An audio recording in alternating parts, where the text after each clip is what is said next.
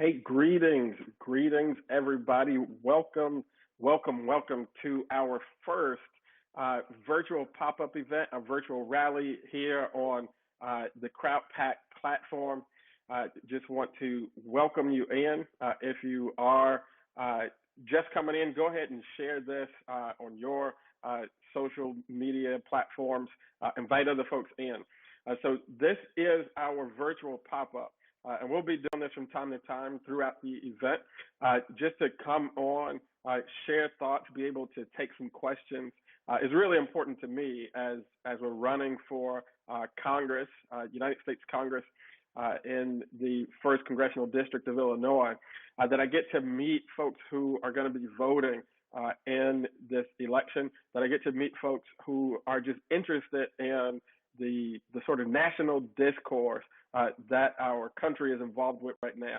The issues that we're facing are so important, and it's important to me that I get to talk to you and that you get to talk to me. So while we're here in the virtual rally, just want to set some things up. If you have a question for me or something that you want me to talk about, you can tweet it directly at our campaign Twitter at Butler for IL1. That's Butler for IL1. You can send questions. You can send comments if you want me to talk about a particular issue while we are here. Would love to engage with you that way. So make sure that you are tweeting in your questions. Make sure that throughout this time that you're sharing, respond, react. We want to do that as we go along. So again, I want to welcome you to this virtual pop-up. I'm very excited right now because we actually launched our campaign, official launch, last week on Thursday here in the Beverly neighborhood where I live with my wife and our 4 children, and the one that we are expecting very, very soon in November will also be living here with us. And this neighborhood where we live and do our thing, we were able to launch our campaign for Congress. If you missed that event, I'm so sorry that we missed you, but it was an amazing, amazing event. There were so many great speakers, so many great volunteers and supporters out, just a great night. And I wanted to come and share some of that with you. Maybe you were there and you want to ask some questions, you want to share some ideas. This is a great platform for that. And if you weren't able to make it, it was really important to me that we have this virtual pop-up soon after the official launch so that we can connect with so many of you who have supported this campaign and are supporting this campaign, who were not able to make it to the launch event last week. We checked on this right before we came into the virtual pop-up, and we saw that we've had 321 people, and these are folks from all over the country who are supporting this campaign, supporting the campaign financially. We've got folks from so many different states, from California, New York, from Texas, folks from Minneapolis, here in Illinois, Georgia, just all over the country supporting this effort. And so I wanted to make sure that we have an opportunity to connect with all of our supporters. And so that's why we're in this virtual environment, doing this virtual pop-up. So again, my name's Pastor Chris Butler, and I am a candidate. I'm running for Congress, running to represent the 1st District of Illinois in the House of Representatives. I'm running as a Democrat in the June primary. Our Illinois primary is going to be in June of next year. And that's the big opportunity that we have to move into a new era of politics in these United States. The thing that has driven me into this race, as I'm campaigning a lot, people ask me, well, why do you want to do this? You have a beautiful family. You've been able to run a business. Now you're pastoring a church. Ministry is good. Family's beautiful. Why do you want to jump into this world of government and politics? And really the thing that drives me into this is just noticing that the nation right now is really in a transitional period. we right now are dealing with a number of things. We just are coming off of, and we're still struggling to recover from what I consider one of the most tumultuous presidencies of modern time, and certainly one of the most tumultuous transitions of presidential power and government power of most of our lifetimes. No matter where you stand on, partisan politics, I think you have to agree that there has just been a lot of turmoil in our politics and in our civic discourse. And then right on top of that, we are still working to get to the end of the road. We're starting to see some light at the end of the tunnel with this global pandemic, but we're still working through that. And so we have these two great national crises that we're dealing with. And what I know is that crisis is a moment of transition because you're dealing with things that you never dealt with before. But crisis is also a moment for opportunity. And so in this moment of crisis, we actually have a great moment of opportunity that we could really do some things differently. There are things that have happened in our country that we deal with in our lives every day that we can begin to make some changes here if we leverage the moment of opportunity. One of the things that makes it a struggle, though, and I learned this before I started running for Congress, but I'm learning it even more as I'm running for Congress in the 1st Congressional District. Now, the 1st Congressional District is where I do ministry. I've been doing ministry in the 1st Congressional District since I was about 18 years old. The 1st Congressional District is where I've done a lot of my civic work and my organizing work. I started organizing at 12 years old, but I've done a lot of my work here in the 1st Congressional District.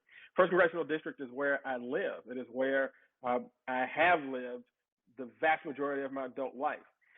Is where my wife and I have spent our marriage, is where we've raised our children, is where we hang out, it's where we do date night, it's where we take our kids to the park. And when I'm in the 1st Congressional District doing ministry, running a business, hanging out with friends, one of the things that I have really picked up on, and again, it's one of the big reasons that I'm running for Congress, is that it is very difficult to move forward and to stir up hope in the hearts of people when so many people are just dealing with so much difficulty in their everyday lives. And there is a lot of difficulty in the lives of everyday people. There are people all over the 1st Congressional District, and I think all over the United States, who are working hard every day and have been working hard every day and still are unable to provide for themselves and for their families the kind of life that they want to build for themselves and for the families.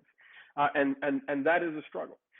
There's a lot of worry in life today. I mean, some of us are worried, looking over our shoulders. Some of us looking over our shoulders to see in our communities if there's a carjacker lurking around the way.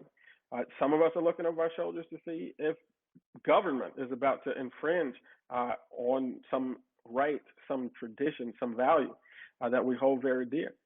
Some of us worry, if we are honest, some of us still have to worry too much if we are going to be able to survive just a routine traffic stop just because of the zip code where we live or the color of our skin. And all of this worry makes it very difficult to stir up hope in the hearts of people. But I believe in hope.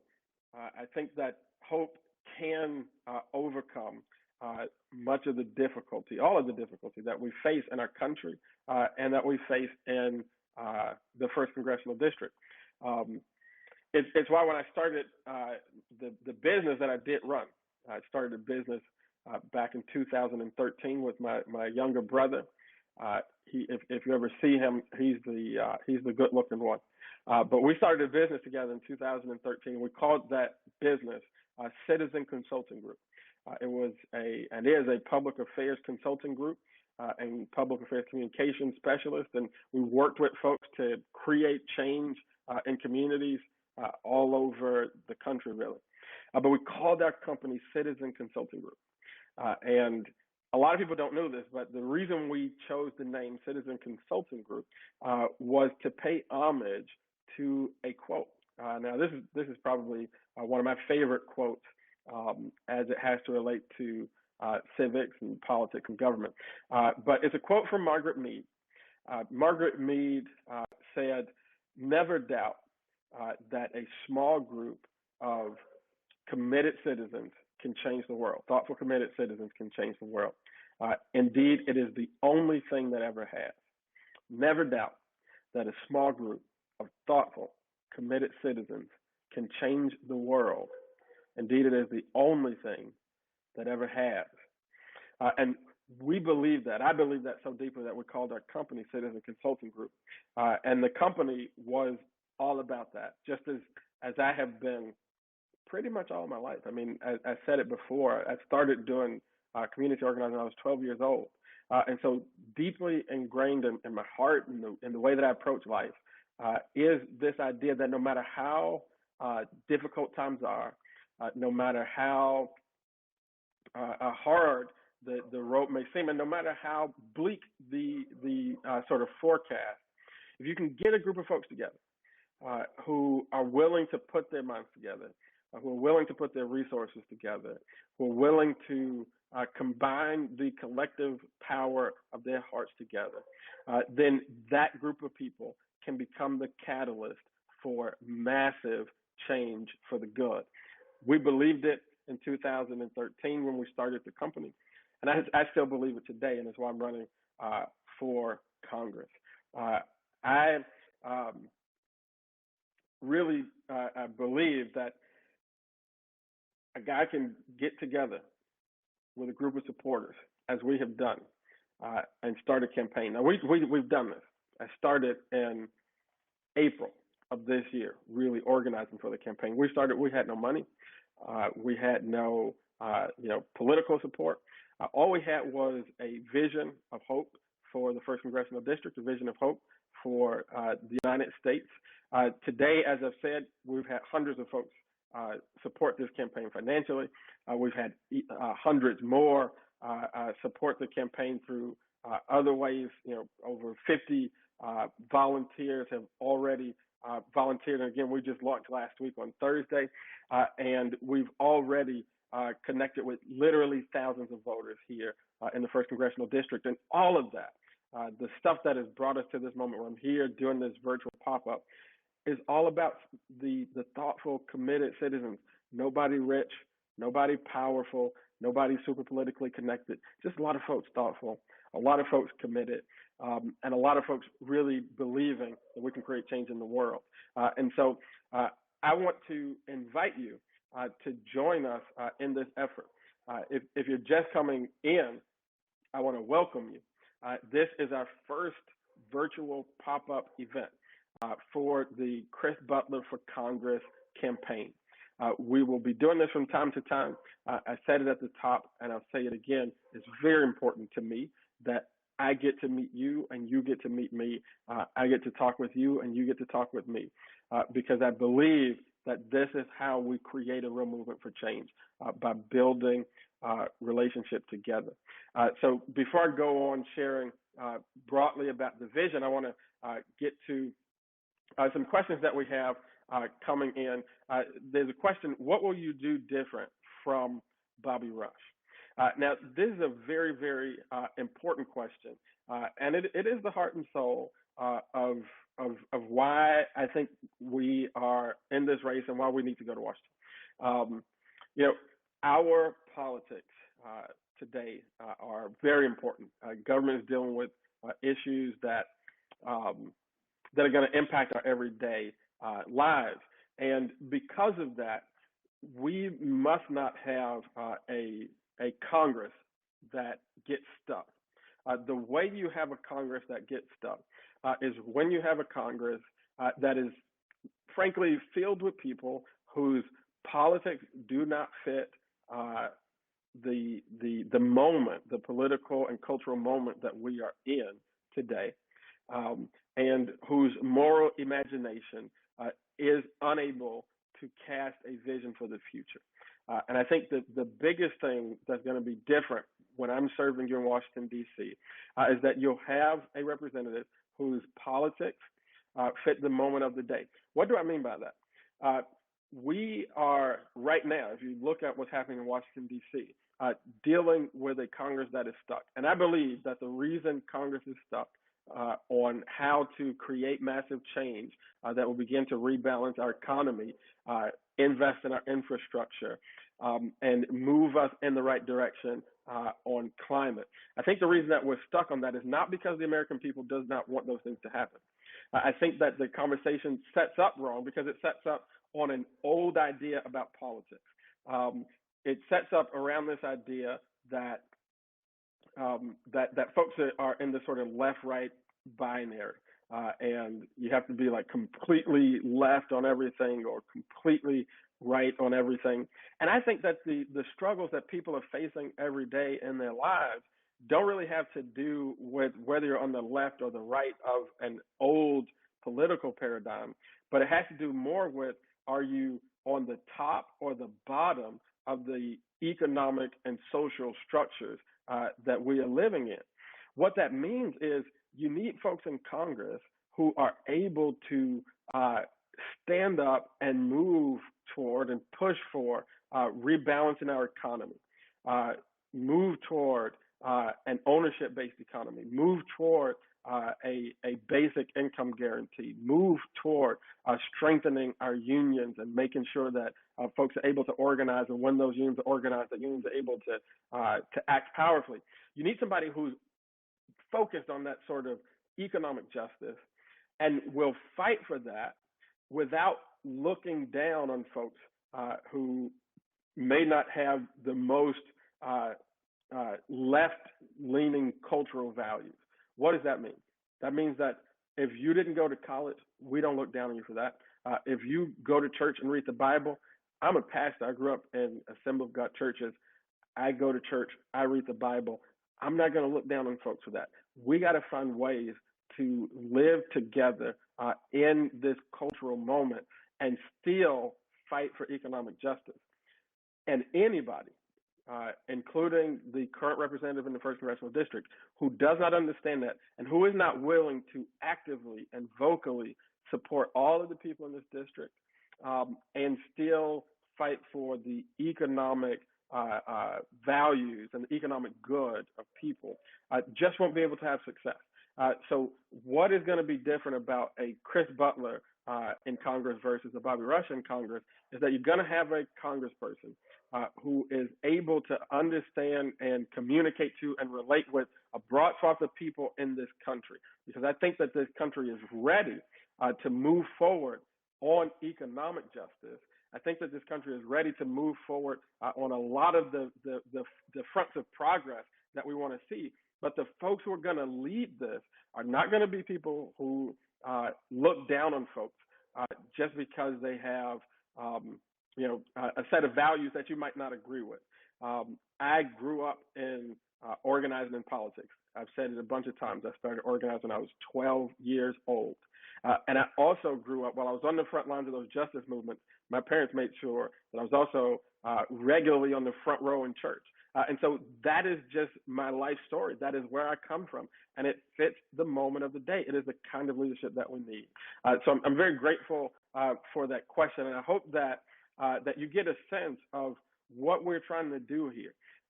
We're trying to create a new moment in politics where we can have what I call compassion and conviction. We actually wrote a book, literally wrote a book about this. I'll share a little bit. Again, before I get into telling this story, let me just say again that if you have questions, you can tweet them directly at our campaign website. That's at Butler for IL1 on Twitter. Tweet a question there. We'll get it. We'll be able to answer it. But I want to share with you about this politics of compassion and conviction because it's very important. And we wrote an entire book about this. It is basically the idea that we have to move into a moment of politics where political leaders have enough compassion that they are able to work with people, and not just work with them, actually honor and value people who do not see the world exactly the way that they do, and who do not come from exactly the place that they come from, and do not have exactly the values that they hold in their personal lives. Compassion is the only thing that will make us able to do that, and our leaders have to be able to do that. But we also have to have enough conviction to fight for the good of the folks who represent, to make sure that we get some of those things that I talked about previously, rebalancing this economy, reimagining our education system, reinvigorating the whole democracy, and also making sure that we energize our public safety system. Those things can happen if you fight for it, but be very clear that the things that you're fighting about are not trying to demean, demonize, and disregard people. We're just trying to move forward on the issues that are important. So we have another question here. How does the city of Chicago play into your plans while in office? Very good question. The 1st Congressional District, if you are not familiar with it, sits right now about 50% geographically inside of the city of Chicago. And so the city of Chicago is going to be a very important component of what it means to represent the 1st Congressional District in Congress. Now, there are two things that I think are very important when we think about how the 1st Congressional seat relates to the city of Chicago. The first is what I call just legislation. It is very important for cities like Chicago, and I would say to a certain extent, to a very large extent, all of the municipalities that surround Chicago, but certainly for a city like Chicago, it's very important that the representatives and the representatives that come out of the city, represent parts of the city, are very active, very engaged, pay a lot of attention to what's happening in the Congress, because there are opportunities that come up on a regular basis, and because of the issues that the city of Chicago faces, we cannot leave money, we cannot leave resources on the table. And if there's not enough energy, if there's not enough focus, if there are not enough positive relationships on both sides of the aisle, then all of that results in leaving money, leaving resources, leaving opportunities on the table, and the city of Chicago cannot afford that. So legislate is the first thing that you got to do for the city of Chicago. And I think that also carries over to every municipality that helps to make up the 1st Congressional District. And if I can just have an aside there, I think it's really important that whoever represents the 1st Congressional District, and let me not say whoever, I think it'll be very important when I am representing the 1st Congressional District that we understand that Chicago is not the whole of the district, and that we do pay attention to all of the municipalities and every community and every family in the district. But certainly we can't leave resources, opportunities on the table. So you got to legislate. The second thing is leadership. So the 1st Congressional District is the job is in Washington, D.C. The job is about how you legislate in Congress. But I think we all know that there is a leadership component. Just by virtue of representing the 1st Congressional District, the things that you say, the things that you do can and will have an impact on how people think about change and policy in the city of Chicago, how people pursue it. And so there's something of a bully pulpit that you have as a congressperson. And so when it comes to things like public safety, when it comes to things like community economics, the things that you say and the things that you do become very, very important. And as congressman, I will be very involved in making sure that we keep ourselves focused, right? I'll say this, and this is something that a lot of people won't say, but I'm not running for Congress to say what a lot of people say. When I go around and talk to folks, I talked to a guy 73 years old lives on the south side of Chicago, homeowner, grew up in the South, so understands in a very personal way what it is like to experience racism, what it is like to experience even police aggression, police brutality. And when I talked to this gentleman, it was clear in our conversation that yes, we need to continue to build out accountability measures in policing. Yes, it is important that we continue to make our public safety system more robust, so that includes intervention strategies, so that includes prevention strategies. But here's what he made very clear. We must have a strong police force and police presence in our communities. And you need folks who are going to give vocal support to the men and women who put on the uniform and serve our communities as police officers every day. And do not think that you cannot support somebody and still hold them accountable. I was raised by a very good mother and father and very good grandmothers. And one of the things that I know from that experience, and I'm trying to bring it into my own parenting, is that you can both support and hold somebody accountable. And so we cannot fall into these sort of false binaries. And that's just one issue on public safety. But there are issues around education. There are issues around community economics. As we're bringing those resources and monies into the community, is the congressperson and is the congressional office helping to build out systems, programs, relationships to make sure that it takes root in the community? So legislation is important. Leadership is very important. And I'm going to bring both of those things in a fresh, active, and energized way when I'm representing the 1st Congressional District in Congress.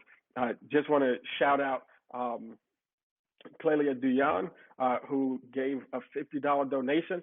We are hosting this. I will say, if you don't know, we're hosting this on our Crowdpac platform. Crowdpac is a grassroots fundraising platform for grassroots political campaigns. And this is a grassroots political campaign. We have to be a grassroots political campaign because the powers that be do not want to see a movement like this one take hold. We are pushing against the status quo, and I think that if we get together, we really can defy the odds and defeat the status quo and bring something fresh and new to our politics. But we won't do this just because the powers that be are going to just come along and bless it and say that it's great and beautiful and okay. Because I can tell you something. You are in a situation right now. We are all in a situation right now where, how do I say this? Here's something that you'll learn about me. I mostly say it the way that I think it and the way that it is. And what we have right now is a situation where the rich and the powerful, they kind of play us. Here's what I mean. If we can be forced into easy binaries, left and right, progressive, conservative, black folks and white folks, get forced into all of these easy binaries, what that does is keeps us divided. And the powers that be want to keep regular folks, poor and working class folks, divided, because if poor and working class folks from different backgrounds, different cultural backgrounds, different community areas, different even races and socioeconomic status, if poor and working class folks start coming together and form coalition, we will begin to really change this country. And so folks do not want to see that. So they want to see politicians get into elections and just, carry the party line, say the easy thing to say, get into the easy binaries, and stay divided. Because if we stay divided, we stay powerless. When we come together, we can do incredible and amazing things. The other thing that happens when we're divided is that members of Congress don't have to do anything.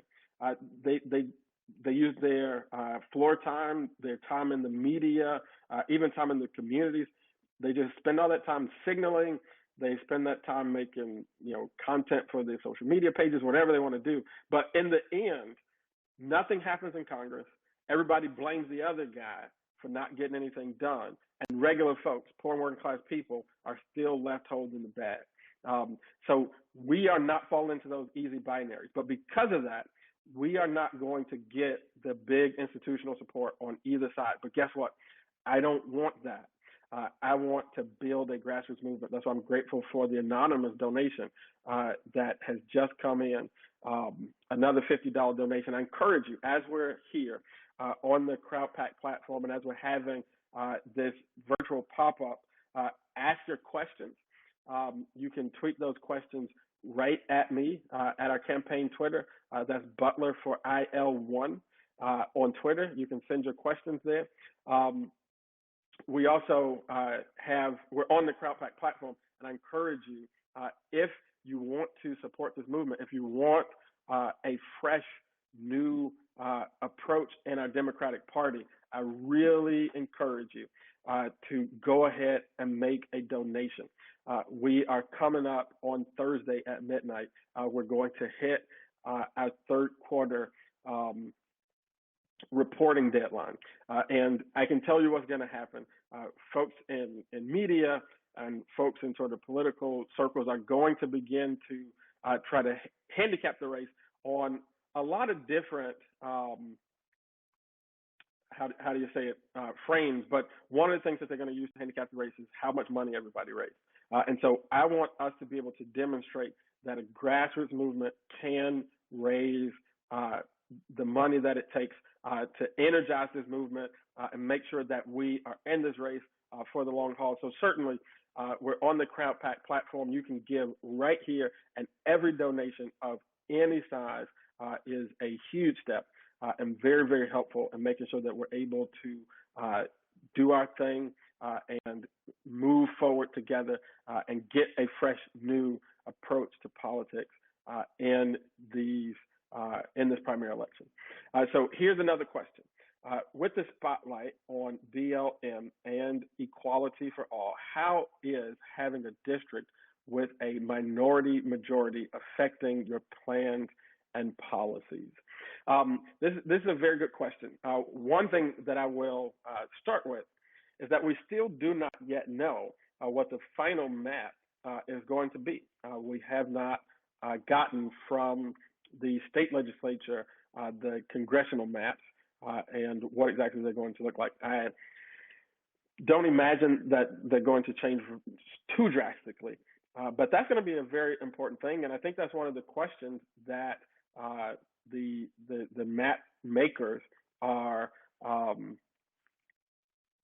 dealing with right now, is how to maintain as much minority representation as possible. Now, I've been around questions around redistricting quite a bit, and maybe I'll talk a little bit about redistricting a little bit more in a moment. But the first congressional district, as it comes to this idea of Black Lives Matter, equality for all, you may not know this, but the first congressional district has been represented by an African American longer than any other district that is represented by an African American anywhere in the United States. We have this district was the first to elect an African American to Congress after Reconstruction. And I actually know this because I went to the elementary school that was named for that congressperson, Oscar DePriest. He was the first African American post-Reconstruction elected to the United States Congress, and he was elected here in the first congressional district. And so I think that is a very significant district when it comes to the legacy of African Americans and the progress of African Americans in the United States. And so one of the things that is important, I think, is that we not only preserve the legacy of the first congressional district in terms of the color of the skin of the person who's representing the district. I think that is very important, but it can't just be that. Because one of the things that has happened in the first congressional district is that the district has gotten less and less of the majority. So the majority has gotten smaller and smaller, especially as demographics are changing in and around Chicago. So how do you get the issues of Black Lives Matter, the issues of equality for all, to be continually represented through the 1st Congressional District? I think that the main way to do that is to have a representative that takes a compassion and conviction approach to leadership and to government and to policymaking. When you understand that the issues of African Americans in many ways, many ways, are unique, there are places of important intersection and overlap with all of the communities that make up the 1st Congressional District. Many of the issues that we are dealing with currently, not all of them, but many of them in the African American community are issues of economic justice. And so issues of economic justice then are issues of racial justice. And so when we talk about a basic income guarantee, when we talk about a ownership-based economy where we're coming up with creative policy ideas to invest in community wealth building and entrepreneurship, when we're talking about investing and making sure that communities and people who have been locked out of strategically and systemically locked out of being able to purchase homes, when we talk about alleviating all of those problems because they have disproportionately had a negative impact in African American communities, when we start solving those economic justice issues, they are going to have impact across the society. But because they have disproportionately had negative impact in the African American community, they will disproportionately have positive impact in the African American community. And so when we talk about the 1st Congressional District and Black Lives Matter and equality for all, I think that is a very important thing that we have to understand that, as I said before, if we take yesterday's politics and try to face today's issues, we will not be successful. We need a fresh, new approach to politics. That's why I've said over and over again, if you're following my campaign, and if you start following today, you will hear it over and over again, that we cannot just send another Democrat to Congress. It's almost certain, it's almost a given that the 1st Congressional District in November of 2022 is going to send a Democrat to Congress. But in June of 2022, we get to decide what kind of Democrat we're going to send to Congress. And I don't think that we can send a Democrat who is going to try to use yesterday's politics to solve today's problems. So we have another question here. Who are the current members of the U.S. Congress that you feel a sense of agreement with and would like to work with if you are elected? Very good question. And I think I like this question because it actually gives an opportunity to talk more about what I mean when I talk about this compassion, conviction style of politics. Because there are members of Congress, when we had the rental moratorium, the eviction moratorium, was going to expire. If you remember this a few months ago now, that moratorium was about to expire. Congresswoman Cori Bush, in order to stir Congress and stir the president to action, slept outside of the Capitol on the stairs in order to bring pressure on that issue. And I would love to partner with folks who take seriously the economic issues of the poor and the working class in this country.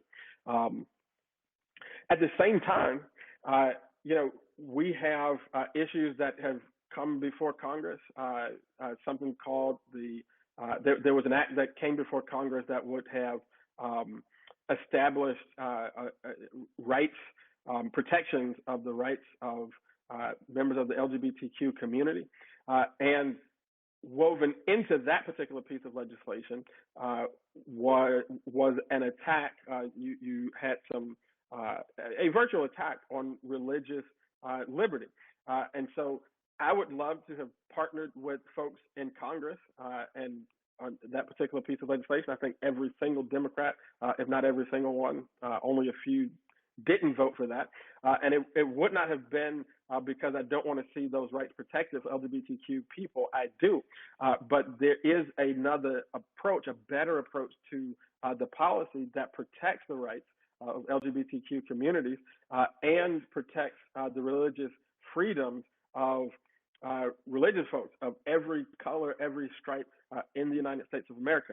So these are folks, I bring these two examples up because these would be folks who are seen as sort of like at odds with each other. And again, the most powerful, the most elite folks on the left side of our politics today want us to think that, well, if you don't buy into every tenet of our orthodoxy, then, something is wrong with you. And the same thing on the right. And they want us to think if you support economic justice, well, then you can't ever talk to Republicans. And if you have any kind of honor, respect, and value for folks who have a religious background, well, then you can't be involved with folks who have sort of a progressive view of the economy. And what I want to do is go to Congress and finally be able to stand up and say, hey, these two things are not at odds with each other. We can have compassion for people and toward people who we don't agree with on everything and make sure that we're able to move our country forward. And so there are people across the political spectrum as it sets right now who I would be interested in working with and who I feel some sense of agreement with, because I think that this old way of doing politics that says that it's everything's got to be an easy binary, that's what I want to attack. That is the thing that I disagree with most passionately, is this idea that people who don't agree on everything can't get together and agree on some things that move our party forward and our politics forward. So I saw another donation come in. I do want to say thank you for that and encourage us to continue to give as we partake and participate in this virtual rally. So we have a question, a tough question.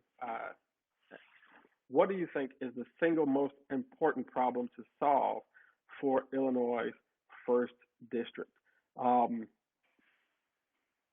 So there are a lot of issues in the district.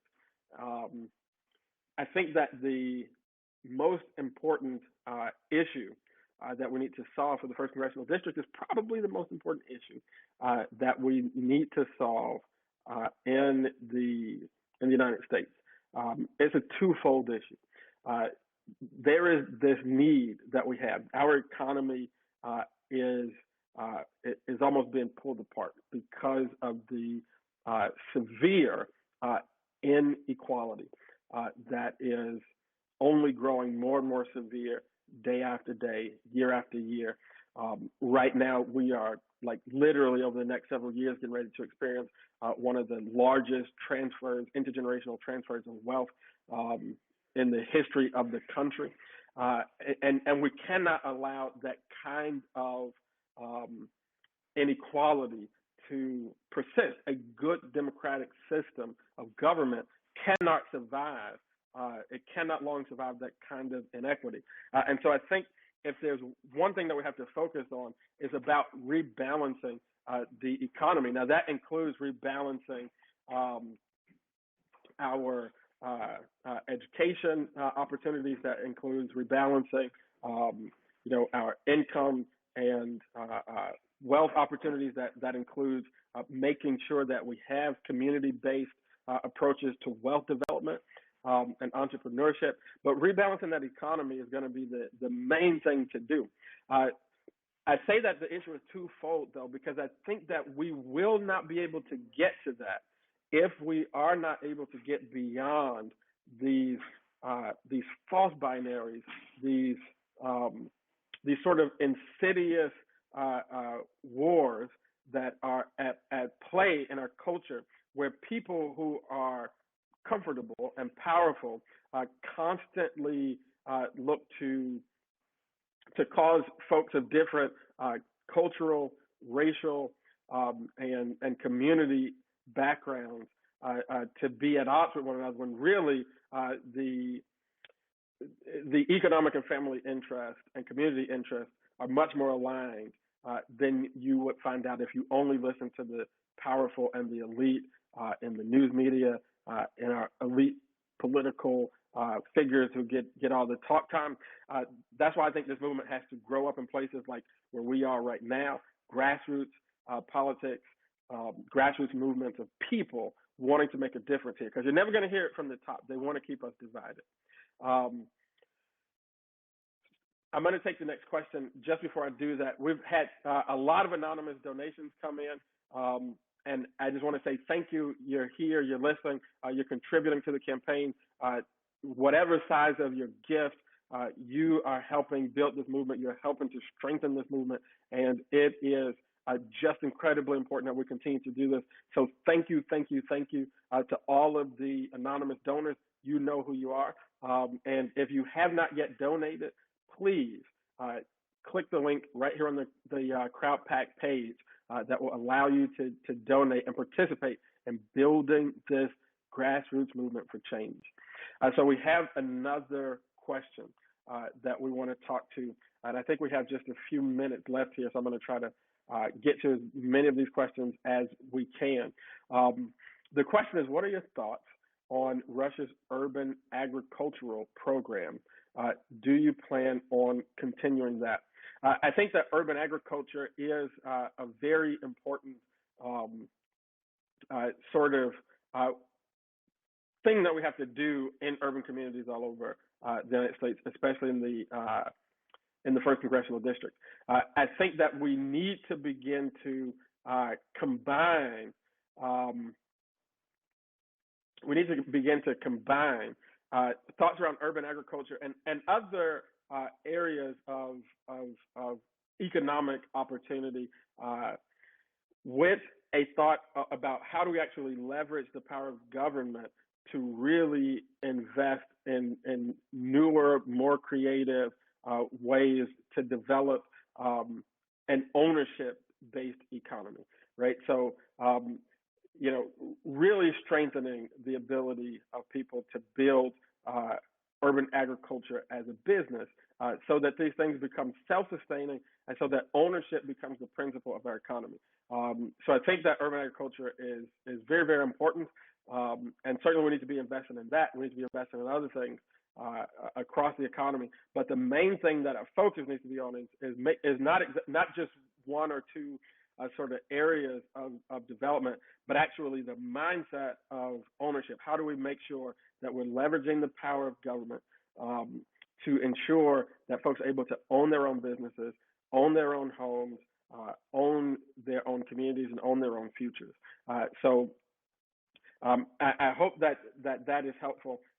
I have received news. I said I was going to try to answer as many questions as possible, but I'm getting the cue that it is actually time for us to wrap. So I just want to take the opportunity to thank you, everybody who's participated in our first virtual pop-up. If you made a donation, thank you. If you asked a question, thank you. If you just listened and learned something about our movement and our campaign, thank you. If you shared this, thank you. Every single thing that you do. I've been in organizing since I was 12 years old. And what I know about organizing, and we've done some things, I've been part of some things that people said could not be done. When I was just in high school, we started organizing a smoking ban in the city of Chicago. People said you couldn't do that. All the restaurants are too powerful. Folks don't want to do that. We organized every day. We got it done. When I started as a volunteer, I started as a volunteer on the Obama campaign in 2003. And if this was when he was running for Senate, not when he was running for president. And back in those days, Barack Obama was not the favorite in that Senate race. There were folks in that race with more money. There were folks in that primary with more sort of political cachet. But good organizing took place, and we did it. And so I know organizing. I know movement building. And so I want to encourage you. The The thing that defeats organizing is if people like you think that your contribution is too small. You may not be the head of a large civic organization, but you have 2 or 3 friends. And if you get your 2 or 3 friends involved in this, and they get their 2 friends involved in this, that's where movements are born. You may not be a large, wealthy donor able to finance this whole campaign, but if you commit to giving what you can, $5, $10, $20, and then do that over and over again, every time you get the opportunity, do it on a monthly basis. That is how movements are built. That is how change happens. And so I encourage you, if I can leave you with anything, let me leave you with this, that you must not ever underestimate the power of your participation and the power of your support. I gave you the quote of one of my favorite organizers, Margaret Mead, at the top of this. I'll leave you with another quote from another one of my favorite organizers and leaders, another woman leader in history, and that's Fannie Lou Hamer. Fannie Lou Hamer said very simply, you got to understand something about our movement. In our movement, 3 people is better than no people. And so you have to understand what Fannie Lou Hamer was saying is that no contribution of time. If you can volunteer one night making calls, if you can come out with us one time and knock doors, if you can give $10, $20, if you can do more, absolutely do that. But don't ever underestimate the power, like a $10 donation that just came in. And I thank you for that donation. Don't ever underestimate the power of your $10, your $5, your 1 hour, 2 hours of volunteering. This is where movements are born. This is how change is made. I encourage you to get involved with this. If you believe in this vision, then give what you can, do what you can, bring your 3 people along, and together we will win this race and we'll bring this kind of change to our government. That's why the slogan for our campaign is let's move forward together. That's what organizing is about. You and me doing it together. So God bless you. Thank you so much for participating in this virtual pop-up. We will be doing it again. So look out for the next virtual pop-up, and we're going to do it again. We're going to do it bigger. God bless you. I pray that you have a wonderful rest of this Tuesday evening.